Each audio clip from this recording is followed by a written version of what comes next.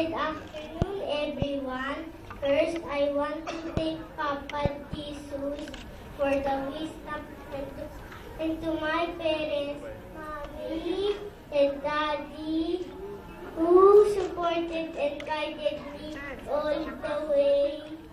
And my dearest Kuya Dexter, for the patience, dahil ko binagman si Soul School, especially Ma'am Ami Stella, for the best foundation,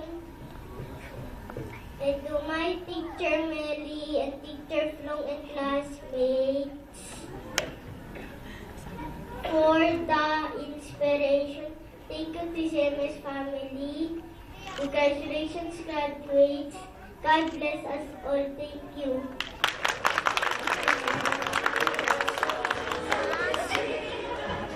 Let's also hear Justin Claire Diet for valedictorian address.